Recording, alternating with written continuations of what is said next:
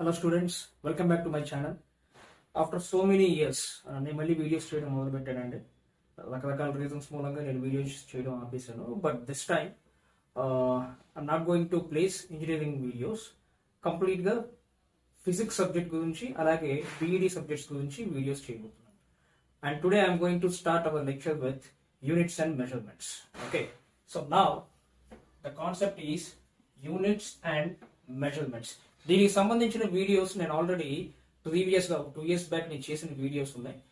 ఆ వీడియోస్కి ఈ కొత్త ప్లేలిస్ట్ని యాడ్ చేసి పెట్టేసేస్తాను. సో మీకు దాంట్లో క్లియర్ ఎక్స్ప్లెనేషన్ ఉంటుందని ఇప్పుడు మళ్ళీ అది మొత్తం చేయాల్సిన నీడ్ ఏం లేదు. I will just go with the brief introduction. If you want more దాంట్లో మనకు కావాల్సినంత ఉంటుంది. అంటే నేను దాన్ని ఆ ప్లేలిస్ట్ని నేను క్లియర్ కట్గా యాడ్ చేసేసి మీకు పెట్టేసేస్తాను. Okay, so now let's start our lecture with units and measurements. Okay, so in units and measurements, the first thing what we have to concentrate is physical quantities.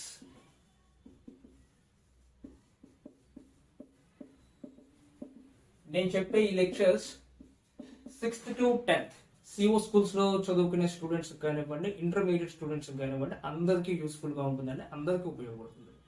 ఎవరు కావాలంటే వాళ్ళ ఈ వీడియోస్ చూసుకోవచ్చు. Problem solve చేయడానికి కూడా ఒక different method ని implement చేయడానికి ట్రై చేస్తాను. Okay, so now let's start. What are physical quantities? అసలు ఫిజికల్ క్వాంటిటీస్ అంటే ఏంటి? The quantities which derives the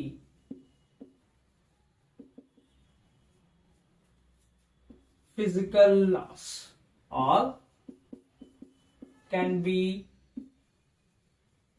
measured with an instrument.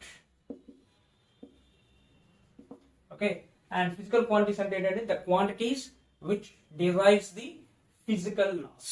Okay, physical laws అంటే ఏంటి? మన దగ్గర ఉన్న మామూలు natural phenomena అంటే ఏంటి? సపోజ్ ఈ మార్కర్ ఉంది, ఈ మార్కర్ నేను వదిలేస్తే ఏమవుతుంది? గ్రావిటీతో కింద పడిపోతుంది. ఇది ఒక physical phenomena. Light is a physical phenomena, sunlight, అలాగే వేవ్ మోషన్, ఇవన్నీ ఏంటంటే ఫిజికల్ న్యాచురల్ ఫెనామినాస్. ఈ ఫిజికల్ న్యాచురల్ ఫెనామినాస్ అన్నింటినీ డిరైవ్ చేయడానికి యూజ్ చేసే క్వాంటిటీస్ ని ఫిజికల్ లాస్ అంటాం. And they should be measurable with an instrument. ఏదైనా ఇన్స్ట్రుమెంట్ పెట్టో లేదా ఏదైనా ఫార్ములాని యూజ్ చేసో మనం వాటిని మెజర్ చేయగలిగేలా ఉండాలి. And more than one thing is physical quantities are non living things. ఎందుకంటే లివింగ్ థింగ్స్ గురించి కనుక స్టడీ చేస్తే దాన్ని మనం బయాలజీ కిందకి వెళ్ళిపోతుంది. మనకు ఫిజిక్స్ లోకి రావాలి అంటే concept we should study non living things. Non living things గురించి మనం స్టడీ చేసినప్పుడే అది ఫిజిక్స్ కిందకి వచ్చింది అండ్ ఫిజికల్ క్వాంటిటీస్ కిందకి వచ్చింది. ఓకే, నాకు అర్థమైంది కదండి what are physical quantities. And physical quantities లో మనకి 3 types ఉన్నాయి. The first one is fundamental physical quantity. PQ అంటే ఫిజికల్ క్వాంటిటీ అని నేను జస్ట్ షార్ట్ కట్ లో రాశాను. And next derived physical quantity.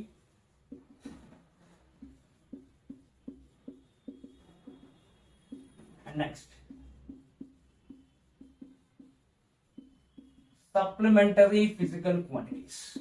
Okay, fundamental physical quantities అంటే natural available, అంటే ఇవి వేటి మీద డిపెండ్ అవ్వవు. These are independent in nature.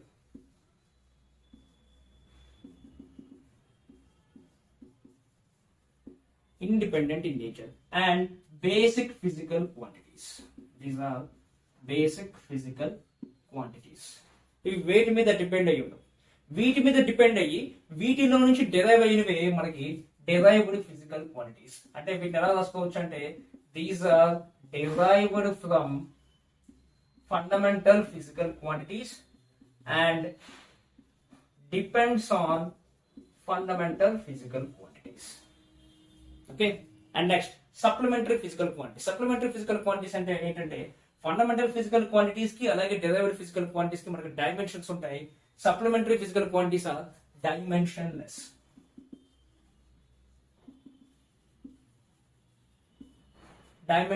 quantities.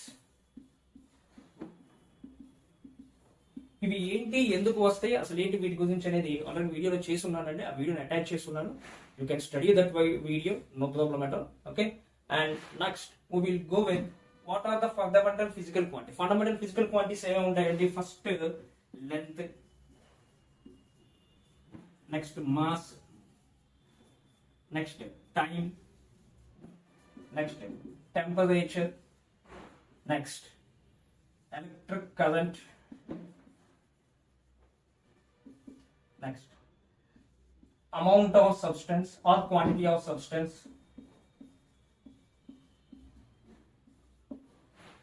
next luminous intensity of light. Length ని మనం మీటర్స్ లో మెజర్ చేస్తాం, అండ్ మాస్ ని కేజెస్ లో మెజర్ చేస్తాం, టైం ని సెకండ్స్ లో, టెంపరేచర్ ని కెల్విన్ లో, ఎలక్ట్రిక్ కరెంట్ ని ఆంపియర్స్ లో, అమౌంట్ ఆఫ్ సబ్స్టెన్స్ ని mole, luminous intensity of light ని క్యాండెలా. క్యాండెలా అంటే క్యాపిటల్ సి అండ్ స్మాల్ తో ఇండికేట్ చేస్తాం.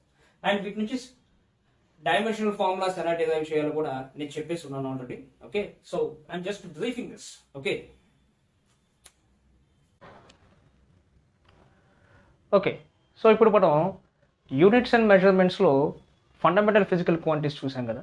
ఆ ఫండమెంటల్ ఫిజికల్ క్వాంటిటీస్తో పాటు now we're going to discuss about derived quantities also.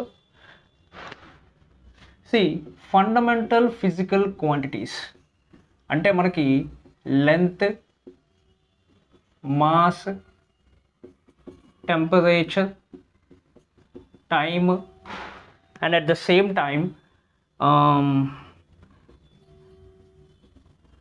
electric current and amount of substance, next luminous intensity of light. Okay, total గా 7 quantities వస్తాయమ్మా. ఈ 7 quantities మనకు చాలా important. These are fundamental in nature. Okay, and next derived quantities.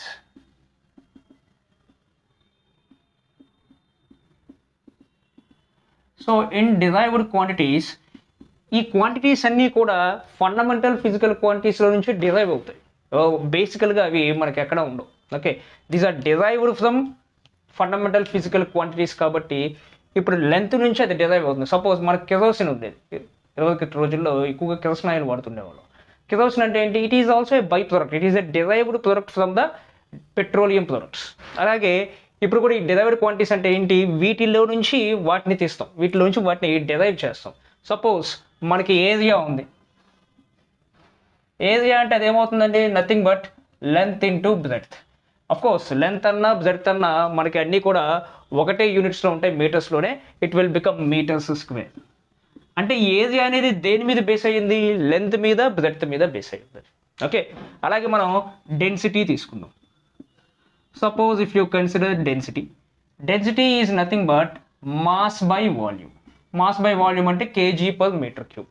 అంటే దేని మీద depend అయి ఉంది? Mass అంటే ఫండమెంటల్ ఫిజికల్ క్వాంటిటీ మీద. అగైన్ వాల్యూమ్ అంటే మీటర్ క్యూబ్ అంటే లెంత్ని 3 times. అంటే లెంత్ కూడా, అంటే ఇప్పుడు ఈ వాల్యూమ్ కూడా దేని మీద డిపెండ్ అయి ఉంది? ఫండమెంటల్ ఫిజికల్ క్వాంటిటీ అయిన లెంత్ మీద డిపెండ్ అయిపోయింది. సో అంటే ఏంటి? టోటల్గా డిరైవ్డ్ క్వాంటిటీస్ అన్నీ ఫండమెంటల్ ఫిజికల్ క్వాంటిటీస్లో నుంచే వచ్చాయి. ఓకే, ఇంకొన్ని చెప్దాం. Pressure derived quantity, and volume derived quantity, speed derived quantity, and velocity ఇది కూడా డిరైవ్డ్ క్వాంటిటీయే. At the same time acceleration derived quantity. ఇలా ఇవన్నీ ఈ 7 కాకుండా మిగిలినవన్నీ కూడా మనకి డిరైవ్డ్ క్వాంటిటీస్. సార్ మధ్యలో సప్లిమెంటరీ క్వాంటిటీస్ అని ఏవో చెప్పేది, దాని సంగతి ఏంటి అంటారు? Supplementary quantities. So supplementary quantities అంటే రెండు ఉంటాయండి. ఒకటి plane angle, next solid angle. ఇవేంటో ఆల్రెడీ ఎక్స్ప్లెయిన్ చేశాను.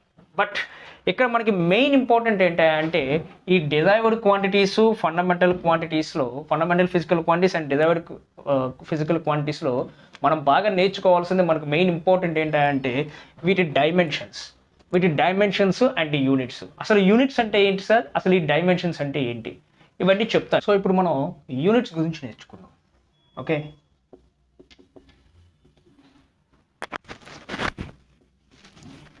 అసలు యూనిట్స్ అంటే ఏంటి, అసలు యూనిట్స్ ఎందుకు, యూనిట్స్తో నీడ్ ఏంటి సార్, యూనిట్స్ ఎందుకు తెలుసుకోవాలి. ఇప్పుడు లెంత్ ఉంది, అలాగే మాస్ ఉంది. లెంత్ని మనం మీటర్స్లో మెజర్ చేస్తున్నాం, మాస్ని కేజెస్లో మెజర్ చేస్తున్నాం. అంటే ఏం చేస్తున్నాం, లెంత్ని ప్రతి చోట లెంత్ అని చెప్పకుండా మీటర్స్లో ఎక్స్ప్రెస్ చేస్తున్నాం. ఓకే, అంటే ఏం చేస్తున్నాం, ఒక ఫిజికల్ క్వాంటిటీని ఎక్స్ప్రెస్ చేయడానికి యూజ్ చేసేదాన్ని మనం ఏమంటాం, యూనిట్స్ అంటాం. సార్ ఎందుకు దాన్ని అలా ఎక్స్ప్రెస్ చేయాలి, ఎందుకు దీన్ని ఇలా డిఫరెన్షియేట్ చేయాలి. ఇప్పుడు పెన్నులు ఉన్నాయి, ఇప్పుడు మనం సపోజ్ ఈ మార్కర్ కొనాలి, మార్కర్ కొనడానికి వెళ్తే ఫస్ట్ వాడు ఏమడుగుతాడు, బ్లూనా బ్లాక్ అని అడుగుతాడు. నెక్స్ట్ ఏమడుగుతాడు, ఎన్ని కావాలి అని అడుగుతాడు. నెంబర్ ఆఫ్ క్వాంటిటీ, అమౌంట్ అడుగుతాడు. ఎన్ని నెంబర్ కావాలి, ఎంత క్వాంటిటీ కావాలి అని అడుగుతాడు. అంటే ఏంటి, ఈ ఫిజికల్ క్వాంటిటీని మనం ఏం చేయాలి, ఎక్స్ప్రెస్ చేసి చెప్పాలి. It is nothing but the units is nothing but the expression of physical quantity.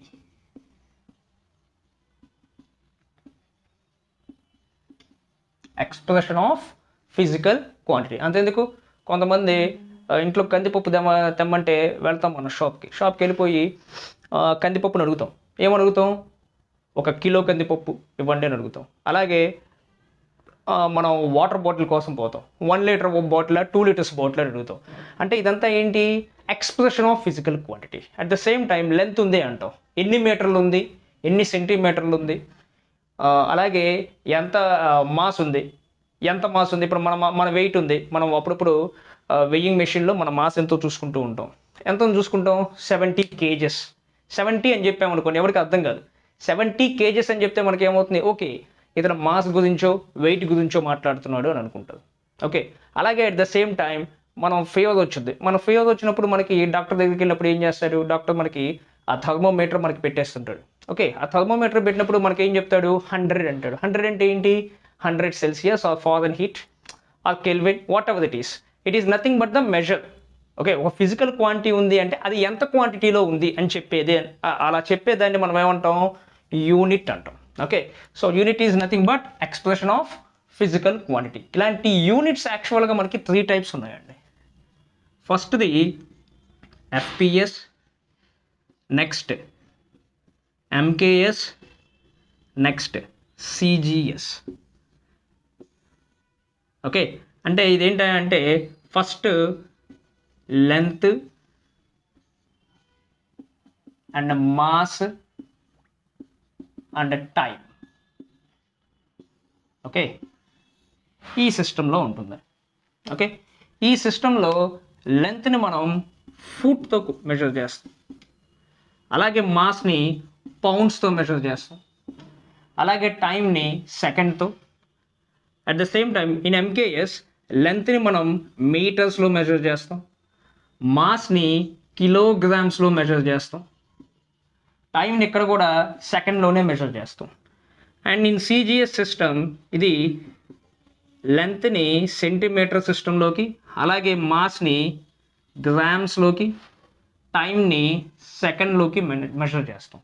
Okay, అంటే ఒక్కొక్క సిస్టమ్ని ఒక్కొక్క కంట్రీ ఒక్కొక్క రీజియన్ యూస్ చేస్తూ ఉంటాయి. మ్యాక్సిమం మన పాతకాలంలో అయితే ఇండియాలో ఎక్కువగా నాకు తెలిసి FPS సిస్టమ్ని ఎక్కువ వాడేవాళ్ళు. MKS system is used by American and Canadian countries. Okay, now after some days globalization ఎక్కువైపోయాక ఒక్కొక్కళ్ళు ఒక్కొక్క దాంట్లో మెజర్ చేస్తే ఇబ్బంది అని చెప్పేసి ఇంజనీర్స్ అలాగే ఫిజిసిస్టులు వీళ్ళంతా కలిసి ఒక డెసిషన్ తీసుకున్నారు. ఒక డెసిషన్ తీసుకొని ఇంజనీరింగ్ నామ్స్ కానీ ఫిజికల్ నామ్స్లో కానీ మనం ఒకేలా మెజర్ చేయాలని ఫిక్స్ అయ్యారు. దాన్నే SI సిస్టమ్ ఆఫ్ యూనిట్స్ అంటాం.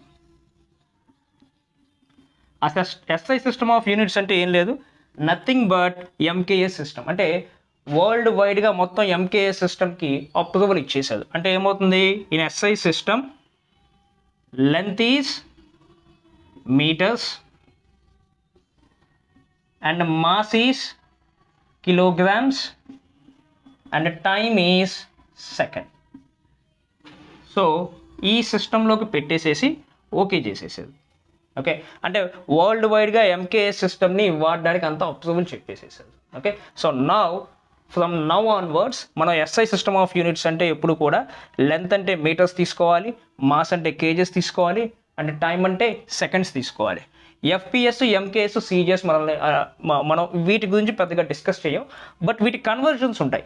మీటర్ నుంచి సెంటీమీటర్కి ఎలాగా, మాస్లో కేజీ నుంచి గ్రామ్స్కి ఎలాగా, మళ్ళీ ఇక్కడ నుంచి పౌండ్స్కి ఎలాగా, ఇలాంటి కన్వర్జేషన్స్ అయితే మాత్రం ఉంటాయి. కానీ మనకి ఎఫ్పిఎస్ గురించి, సిజిఎస్ గురించి మనం ఎక్కడ వాటిని మెన్షన్ చేయం. మ్యాక్సిమం క్వాంటిటీస్ అన్ని, all physical quantities will be expressed in SI system of units maximum extent. Okay, so ఇప్పుడు మనకు అర్థమైంది కదండి. ఇప్పుడు యూనిట్స్ అన్నింటిలో మనం ఎలా మెజర్ చేయాలి? ఎస్ఐ సిస్టమ్ ఆఫ్ యూనిట్స్లోనే మెజర్ చేయాలి. సో అందుకే లెంత్కి, ఫండమెంటల్ ఫిజికల్ క్వాంటిటీలో లెంత్ని మీటర్స్లో మెజర్ చేసాం, మాస్ని కేజీలో మెజర్ చేసాం. ఓకే, అట్ ద సేమ్ టైంని సెకండ్స్లో మెజర్ చేస్తాం. అఫ్ కోర్స్ ఇది ఆల్రెడీ డిస్కస్ చేసాం, ఇందాక మీకు చెప్పాను. Okay, so this is the new, అంటే ఇప్పుడు నేను చెప్పిన వాటిలో ఇది కొత్త టాపిక్. ఓకే, ఇది నోట్ చేసుకోండి. మళ్ళీ చెప్తాను. అంటే లైటింగ్ ఇక్కడ బాగుండకపోవచ్చు, కొంచెం మీకు అడ్జస్ట్ అవ్వండి. నేను చాలా రోజుల తర్వాత వీడియో చేస్తున్నాను కాబట్టి నాకు 1 or 2 వీడియోస్ చేస్తేనే నాకు నెక్స్ట్ దాన్ని ఎలా అప్గ్రేడ్ చేయొచ్చు, నెక్స్ట్ దాన్ని అప్డేట్ చేయొచ్చు నాకు ఐడియా వస్తుంది.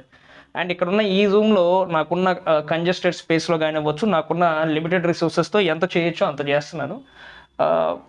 ఐ హోప్ అంటే ఈ టాపిక్స్ అన్నీ మీకు నాకు తెలిసినంత వరకు సిఓ స్కూల్స్లో ఉన్న స్టూడెంట్స్ కావచ్చు, లేదంటే ఇంటర్మీడియట్ స్టూడెంట్స్ కావచ్చు, ఎవరికైనా కూడా ఇవన్నీ బాగానే యూజ్ అవుతాయి. Okay, so please try to utilize it more. This is what my. Okay, next మనకి బాగా ఇంపార్టెంట్ మెజర్మెంట్ ఏంటంటే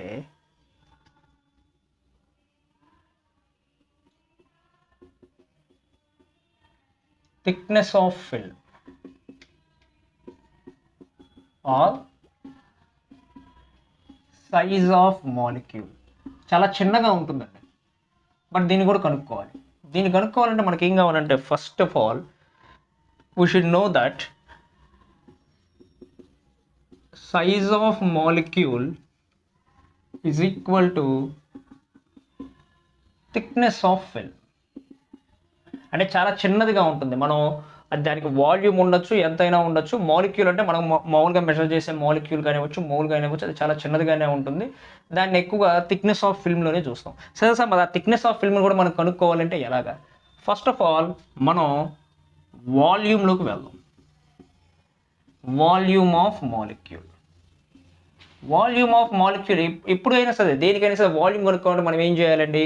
we have to multiply length, breadth and thickness. Length, breadth and thickness. Okay, length and breadth అంటే మనకి ఏం రాసుకోవచ్చు? Area of molecule రాసుకోవచ్చు. And this is nothing but thickness molecule. Okay, so ఇప్పుడు నాకు థిక్నెస్ కావాలంటే నేను ఏం చేసుకోవచ్చు అండి? వాల్యూమ్ బై ఏరియా వేసుకోవచ్చు. బట్ ఇది వీటితోనే డిపెండ్ అయి ఉండదండి. ఒకవేళ నేను ఒక మాలిక్యూల్ తీసుకుంటే ఓకే, బట్ ఒక మాలిక్యూల్ తీసుకోకుండా 2-3 మాలిక్యూల్ తీసుకున్నాను అనుకోండి, ఆ 2-3 మాలిక్యూల్స్ని కూడా ఇక్కడ నేను మల్టిప్లై చేయాలి. అలాగే కొన్నిసార్లు ఏమవుతుందంటే కాన్సన్ట్రేషన్ ఆఫ్ ది మాలిక్యూల్ ఉంటుంది. ఆ కాన్సన్ట్రేషన్ ఆఫ్ మాలిక్యూల్ కొన్నిసార్లు ఎక్కువ, కాన్సన్ట్రేషన్ అంటే విస్కాసిటీ, ఇట్లా చాలా థింగ్స్ ఉంటాయి. ఓకే, ఆ కాన్సన్ట్రేషన్ బట్టి కూడా డిపెండ్ అయి ఉంటుంది. అందుకనే this volume is again multiplied with concentration. అంటే ఇక్కడ టోటల్గా టీ అంటేనేమో థిక్నెస్ ఆఫ్ ఫిల్మ్, వి అంటే volume of molecule, and c అంటే కాన్సన్ట్రేషన్. మనకు ఉంటుంది కదా కెమిస్ట్రీలో కూడా ఉంటుంది, highly concentrated alcohol, highly concentrated acids, ఇలా ఉంటాయి కదా. అంటే ఏంటి, వాటిలో ఇంటెన్సిటీ చాలా ఎక్కువగా ఉంటుంది. ఆ ఇంటెన్సిటీని కూడా మనం కన్సిడరేషన్లో తీసుకోవాలి. And A means area. So this is the formula to find out thickness of the film or size of the molecule. Please note it down. ఇది కూడా చాలా మనకి ఇంపార్టెంట్. కొన్నిసార్లు మన ప్రాబ్లమ్స్లో అడుగుతూ ఉంటుంది. ఈ యూనిట్ కన్వర్జేషన్స్ కనుక మనం నేర్చుకోకపోతే మనం ఏం చేయలేం ఫిజిక్స్లో. ఎందుకంటే సేమ్ యూనిట్స్ని మనం మల్టిప్లై చేయాలి. సపోజ్ మనం లెంత్ ఇంటూ బ్రెడ్త్ చేయాలి. లెంత్ ఇంటూ బ్రెడ్త్ చేసి మనం ఏరియా కనుక్కోవాలి అంటే మనకి లెంత్ యూనిట్స్ అలాగే బ్రెడ్త్ యూనిట్స్ రెండు ఒకేలా ఉన్నాయి. అంటే ఇది మీటర్స్ ఇది సెంటీమీటర్స్లో ఉండగా దీన్ని మనం మల్టిప్లై చేయలేం, దీన్ని మల్టిప్లై చేయడం కుదరదు. కాబట్టి మనం ఏం చేయాలి, either దీన్నైనా సెంటీమీటర్లో మార్చాలి, లేదంటే దీన్నైనా మీటర్స్లోకి చేంజ్ చేయాలి. లేదంటే అది మనకు వర్కౌట్ కాదు, అది మనం మల్టిప్లై చేయడం కుదరదు. దీన్ని ప్రిన్సిపల్ ఆఫ్ హోమోజీనిటీ అంటాం. అంటే దేన్ని మెజర్ చేయాలి అన్నా, దేన్ని మల్టిప్లై చేయాలన్నా, డివిజన్ చేయాలన్నా మనకి సేమ్ యూనిట్స్లో ఉండాలి. అలా కాకుండా వేరే యూనిట్స్లో ఉంటే వాటిని మనం చేయడం కుదరదు, వాటిని మల్టిప్లై చేయడం కుదరదు, అలాగే వాటిని మనం డివైడ్ చేయడం కూడా కుదరదు, యాడ్ చేయడం కుదరదు, సబ్ట్రాక్ట్ చేయడం కూడా కుదరదు. ఈ 4 quantities addition, subtraction, division and multiplication మనం ఏం చేయాలన్నా కూడా మనకి ఏం కావాలి, ప్రిన్సిపల్ ఆఫ్ హోమోజెనిటీని ఫాలో అవ్వాలి. Principle of homogeneity is nothing but మనం మల్టిప్లై చేయాలనుకున్నా, యాడ్ చేయాలనుకున్నా all quantities should be in same units. సరే ఓకే, ఇప్పుడు మనం అసలు యూనిట్స్లో మనకి మెయిన్ మనం బాగా చూసే ఈ యూనిట్ కన్వర్జేషన్స్లో మెయిన్ మనం ఏం చేద్దామంటే లెంత్ వైజ్ కన్వర్జేషన్స్ చూద్దాం.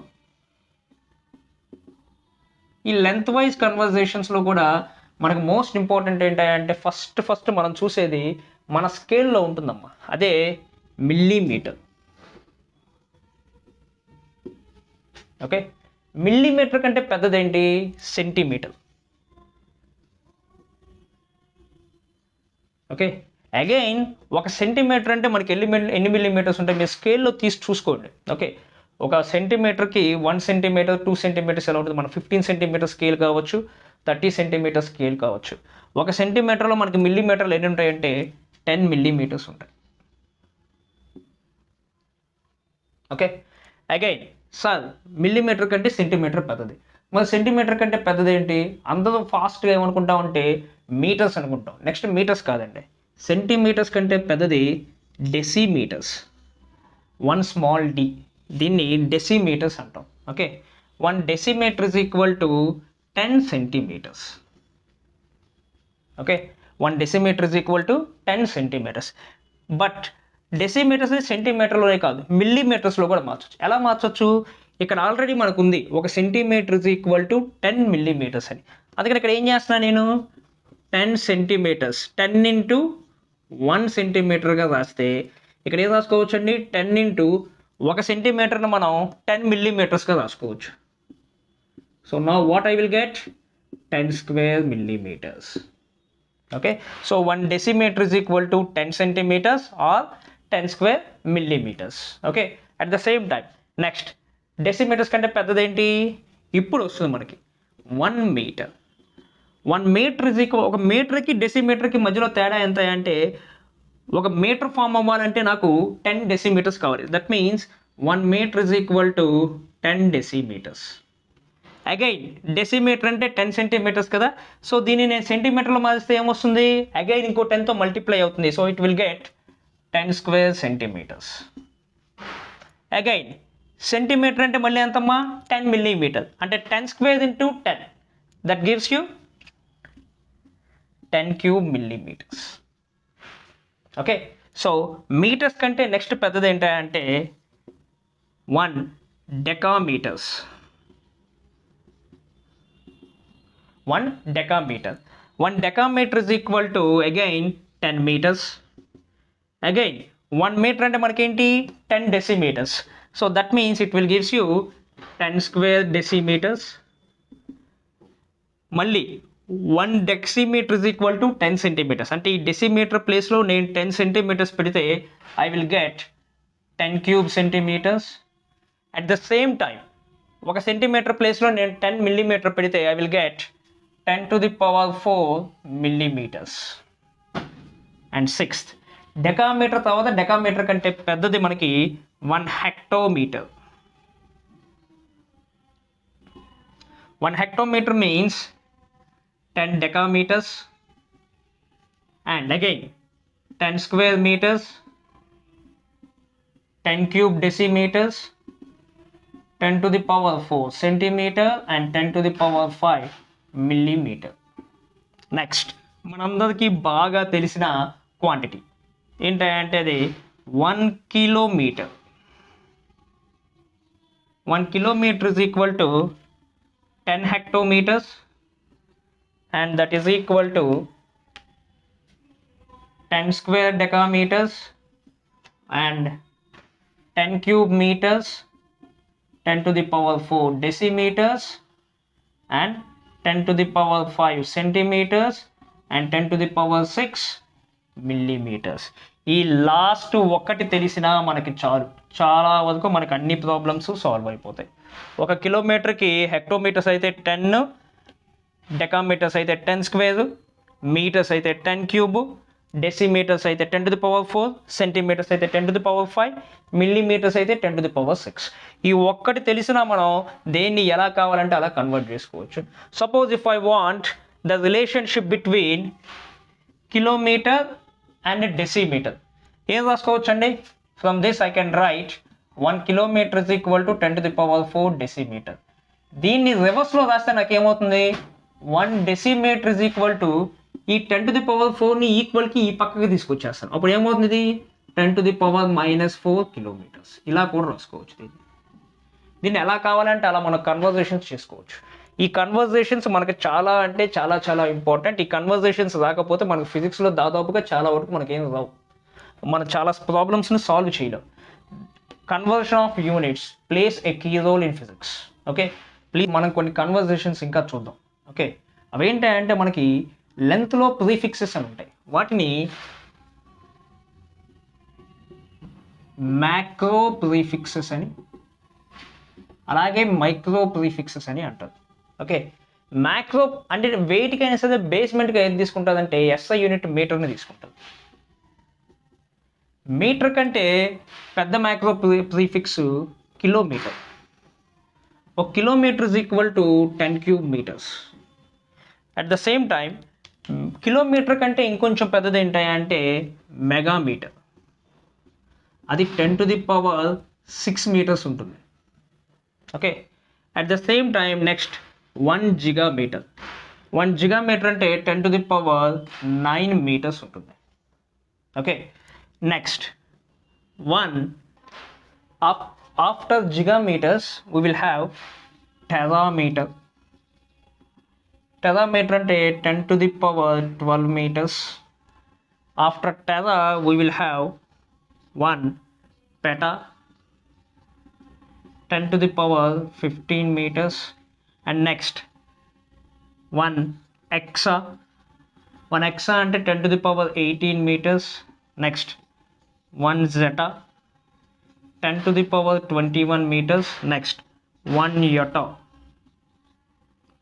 అంటే 10 to the power 24 meters. ఇవి మ్యాక్రో ప్రీఫిక్స్ అంటే మీటర్ కంటే పెద్దవి. సార్ మళ్ళీ మీటర్కి మధ్యలో 1 డెకామీటర్ 1 హెక్టామీటర్ ఉంటాయి, వాటి తర్వాత మనకి కిలోమీటర్ వచ్చింది, అది ఆల్రెడీ డిస్కస్ చేసాం. బట్ వాటికంటే పెద్దవి అనమాట. అంటే ఇక్కడ 10 cube డిఫరెన్స్ ఉంటుంది ఒక్కొక్క దానికి మధ్య. ఇక్కడ చూడండి 1 kilometer. 1 kilometer అంటే 10 cube meter. Again 1 megameter. 1 megameter అంటే 10 to the power 6 meters. దీన్ని ఎలా రాసుకోవచ్చు? I can write 10 cube into 10 cube meter. Again 10 cube meter అంటే it will be kilometer. That is equal to 10 cube kilometer. At the same time 1 gigameter. 1 gigameter అంటే ఇది 10 cube into 10 to the power 6 meters. 10 to the power 6 meters అంటే 1 megameter. So 1 gigameter ఎలా రాసుకోవచ్చు? 10 cube megametersగా రాసుకోవచ్చు. Okay, so ఇలా దీన్ని రకరకాలుగా రాసుకోవచ్చు అండి. ఇది మెగా, ఇది గిగా, ఇది టెరా, పెటా, ఎక్సా, జెటా, ఎటో. ఓకే, వీటితో పాటు ఇంకా మైక్రో ప్రీఫిక్సెస్ కూడా ఉన్నాయి, అవి కూడా చెప్తాను. మనకి మ్యాక్రో లాగే మైక్రో ప్రీఫిక్సెస్ కూడా ఉన్నాయండి.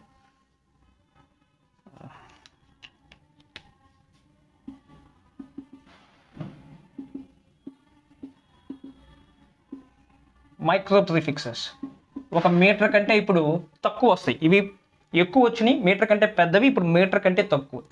మీటర్ కంటే పెద్దవి కాబట్టి ఇవన్నీ పాజిటివ్లో వచ్చినాయి. నెక్స్ట్ మీటర్ కంటే చిన్నవి కాబట్టి ఇవన్నీ నెగిటివ్లో వస్తాయి. 1 meter కంటే చిన్నది ఆఫ్ కోర్స్ మనకి డెసిమీటర్ ఉంది, సెంటీమీటర్ ఉంది, బట్ వాటికంటే చిన్నది millimetre. 1 millimeter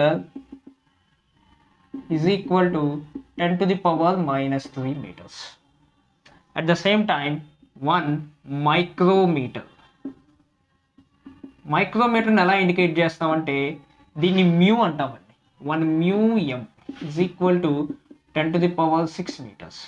Next, 1 nanometer. Nanometer means 1 small n m, 10 to the power minus 9 meters. Okay, next, 1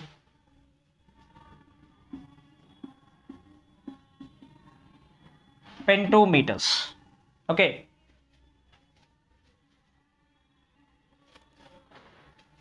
I'm sorry, not pento, 1 pico.